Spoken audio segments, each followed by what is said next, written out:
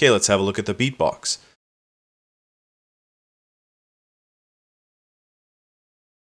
The Beatbox is Caustic's drum machine.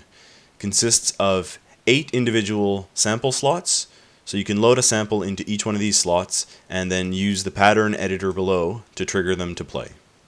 Now you can load up pre-made presets and just get going right away, but for this example I'm going to be showing you how to create a custom kit from scratch, so I'm going to be creating a trance kit.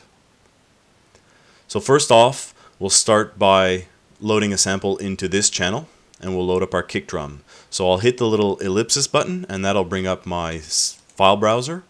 Now the file browser defaults to the Caustic / sample / beatbox folder, and this is where some of the samples are for the kits that come with the app.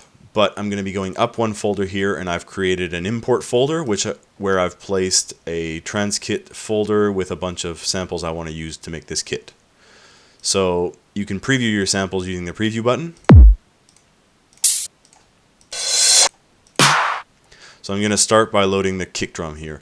You can double click on the entry in the file browser or hit the load button to load it. So I can see that that's now loaded. If I go down into my pattern editor, I can see the name of the sample that's loaded here displayed, so I know where to put my sample triggers. So if I hit that to play, right. So I'll go through and load a second one up. I'm going to skip the controls on this one because it's probably not the best example. I'm going to load my snare drum next, and I'll give you a rundown on the controls with this one instead. So each channel has a solo and mute button. They work the same way as the ones in the main mixer. So if I just solo this snare and then set up snare triggers in my pattern, so you hear only the snare playing because the kick is muted. Right, so back to the snare.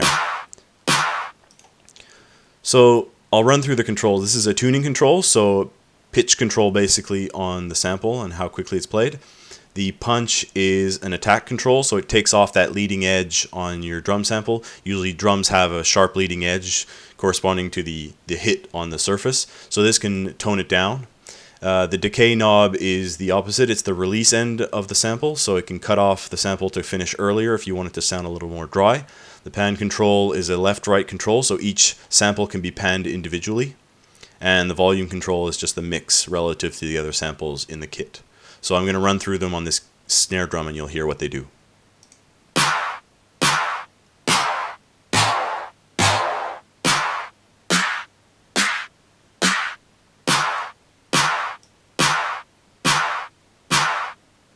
So you can hear I've taken off the leading edge off that snare, basically getting rid of the attack. And do the same for decay.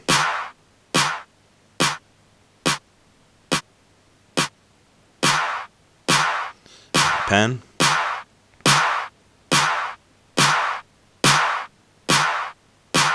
And volume.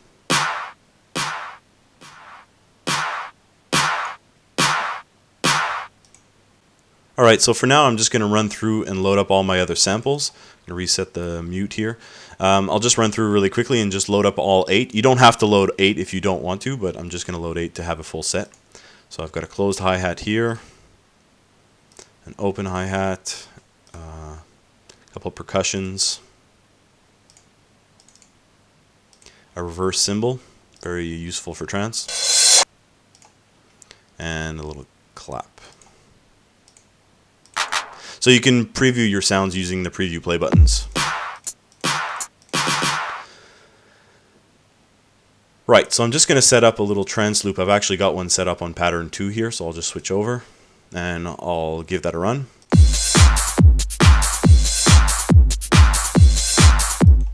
Right, let's go through and make some little adjustments. So I want to pan some of these instruments that are complementary to left and right to just get a bit more width on my sound.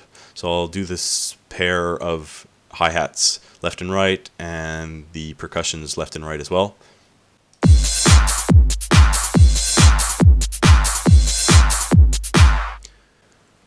Right, so for now I'm going to go into the more advanced settings and show you what mute groups do. So go in there, press the gear button here. This is the kit settings. Now you'll see your list of samples loaded and 4 individual mute groups that can be used. And mute groups are useful for things like a hi-hat sound, which I've got 2 hi-hat sounds here, but usually this represents 1 instrument. So these 2 sounds should never be played at the same time. An open hi-hat playing, if a closed hi-hat comes through, that should shut off the open hi-hat because the instrument's been physically closed to produce this sound. So what we can do to simulate this is put the 2 of them into the same mute group. Now, without this, I'll just solo this one and unmute this one, so I'm just hearing those 2 instruments. So it's pretty subtle, but you can hear that the open hi-hat still plays on top of the closed hi-hat. And hopefully you'll be able to hear it when I mute them together. So now, when the closed hi-hat starts playing, it just mutes out the open hi-hat sound. It cuts it off. So now we get a more realistic drum sound, and usually less sloppy because these sounds cutting each other off just means your mix is going to be a lot cleaner. So another example that's good to demo the mute groups is in the case of a reverse cymbal here. What we want to do is we want to have this reverse cymbal be the build up to an explosion that's going to end in a snare sound. So we want this kind of effect. So I've got this set up in my pattern where my reverse cymbal is playing on the first beat. Now the problem is the reverse cymbal the sample doesn't necessarily end right where you want it to, but I want this explosion to end in a snare hit. So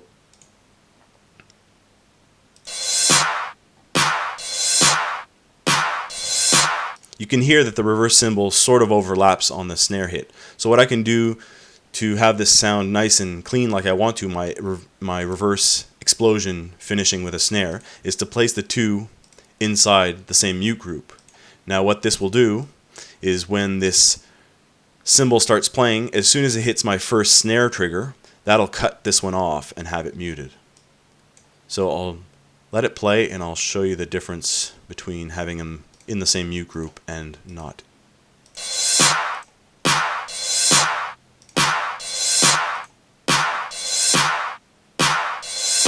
If you listen to the cymbal sound, you can hear it cutting off the moment that snare hits, and that gets it a nice clean hit for the trance effect of having this reverse explosion. Now, I might want to have the same thing happen with this reverse cymbal on the clap sound. So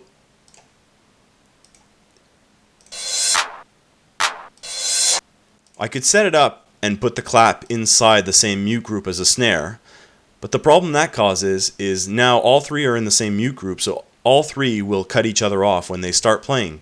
But in my pattern, I've got the snare and the clap happening on the same beat. So what happens if I leave it like this, with all 3 in the same mute group, and play them? Well, the clap and the snare are going to be fighting and muting each other off. So whichever one plays last, I think in this case it'll be the clap, will cut off the snare before it even starts. So we've got a problem. It sounds like this. So even though the snare is being triggered, I can't hear it.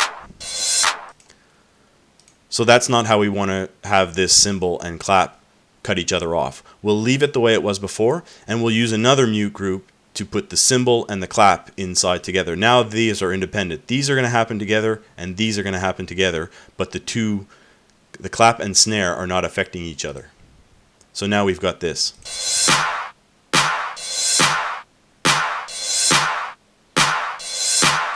We got that nice dry effect we want. So if I let this all play together with all the controls panned, you can get an idea of what you can create with a full kit.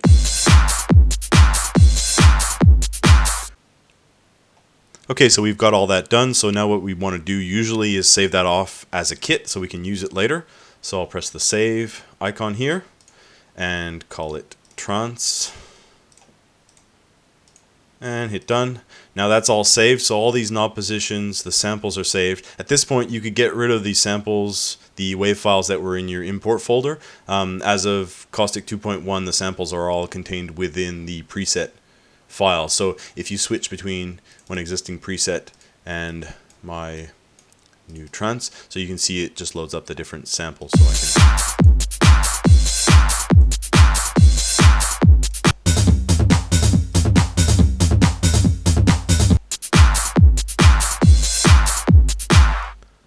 So that's the example of building a custom kit in the Beatbox. So, you know, there's lots of samples out there on the internet that you can use for free. You can download them, copy them over to your device, and build up your own kits, custom kits, however you want, and save them and use them in your song. So that's it. I'm just going to leave you with this little setup I've got with my trance here. I've got a little supporting bass line that's going to create a little thump for me to get that proper trance feel.